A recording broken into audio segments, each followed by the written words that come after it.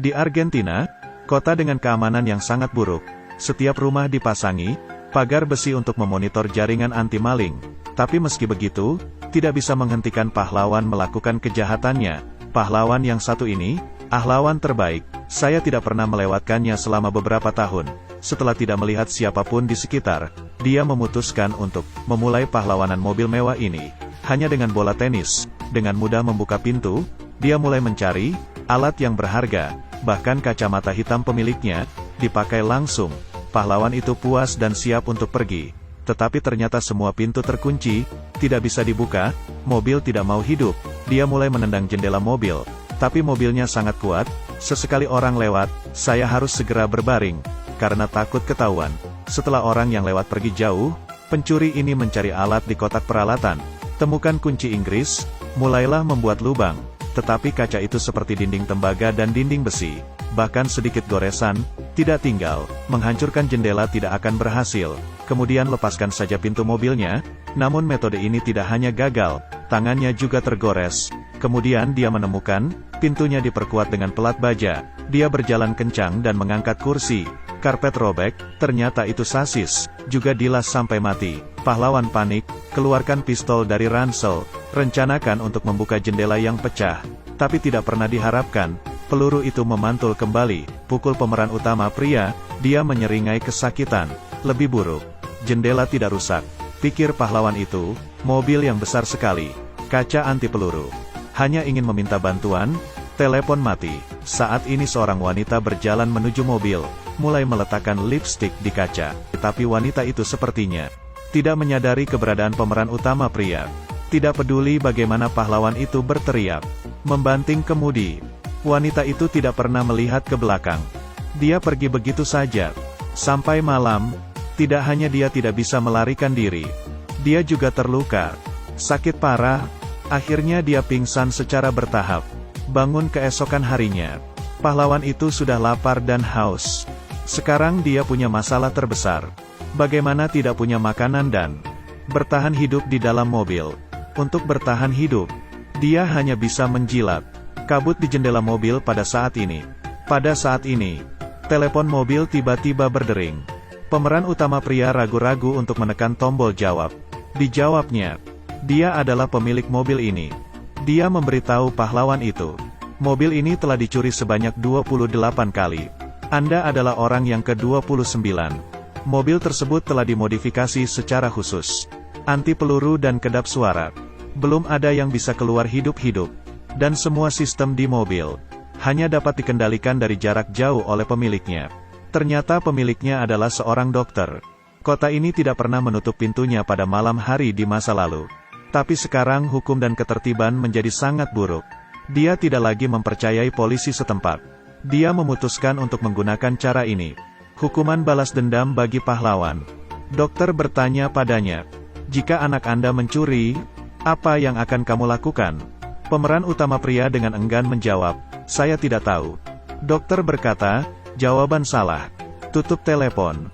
Lalu dia nyalakan AC untuk pahlawan itu. Musim panas dengan AC. Ini adalah hal yang membahagiakan. Tapi pahlawan itu tidak senang, karena dia tidak bisa mematikan AC. Saat suhu semakin rendah, pahlawan itu menggigil kedinginan. Dia dengan cepat menemukan beberapa koran, menutup semua ventilasi. Tepat ketika dia akan membeku, Dr. M. nelpon lagi. Biarkan dia menjawab pertanyaan itu lagi.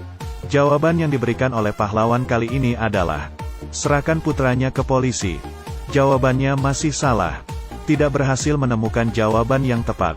Kemudian telepon ditutup. Pada saat ini, sebuah mobil polisi berhenti. Polisi melihat mobil ini. Untuk waktu yang lama, pahlawan itu penuh harapan. Tapi polisi memasang tilang. Berpaling. Jendela mobil telah terpolarisasi.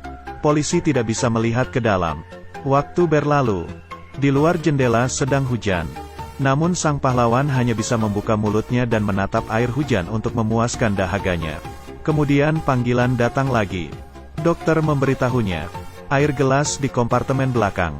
Pahlawan tidak peduli jika itu beracun. Mengambil botol dan meminumnya.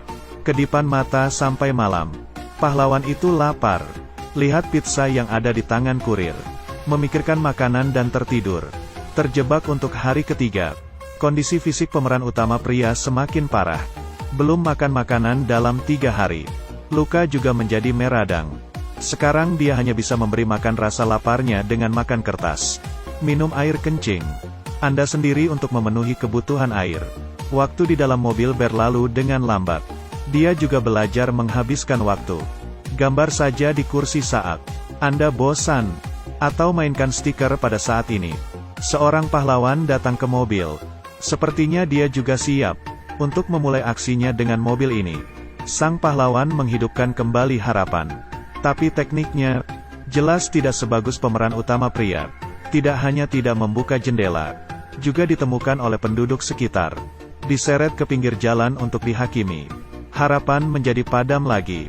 Dokter segera menelepon. Untuk alasan yang tidak diketahui. Dokter sedang dalam suasana hati yang baik kali ini. Mengobrol dengan sang pahlawan. Juga memberitahunya. Di belakang peda, El Rem menyembunyikan sepotong coklat. Setelah memulihkan kekuatan, protagonis laki-laki mulai memahat pintu. Dokter di sisi lain juga menemukan pemeran utama pria. Catatan kejahatan sebelumnya. Dan mencari tahu keluarganya. Dokter mengatakan protagonis laki-laki tidak layak untuk dirisaukan. Keluarga yang sudah bahagia. Pahlawan melakukannya untuk dirinya sendiri. Sambil menyesali kejahatannya, dia sangat merindukan keluarga. Dia bersumpah untuk melarikan diri. Setelah mencoba lagi dan lagi, mobilnya benar-benar menyala. Tapi pintunya masih tidak mau terbuka. Jadi dia mundur dengan cepat dan menabrak lampu jalan. Setelah kabur dari jendela belakang, Jiang San masuk ke sebuah restoran. Mulailah makan dengan lahap. Pelayan itu datang dan meminta bil. Dia benar-benar membunuh pelayan itu. Di depan kamera. Ternyata itu mimpi. Pahlawan siap berhenti. Tiba-tiba lampu menyala. Dokter muncul di depan mobil. Lihat protagonis pria yang tidak bisa melawan. Dokter dengan berani masuk ke mobil. Tanpa diduga sang pahlawan tiba-tiba menggali senjata. Tembak dokter. Tapi tidak membunuhnya. Lalu kabur dari mobil. Tapi tidak pergi jauh. Tertangkap oleh dokter.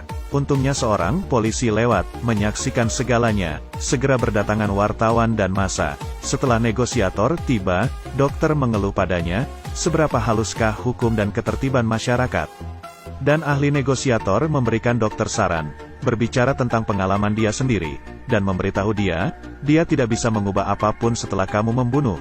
Dan Anda sebagai ayah anak perempuan, sedang menyandera sekarang, Anda bukanlah ayah yang baik pada akhirnya. Tapi seorang pembunuh, dokter perlahan menjadi tenang. Dia jelas membunuh sang pahlawan. Tidak bisa mengubah dunia, tapi dia masih terlihat sangat kesal.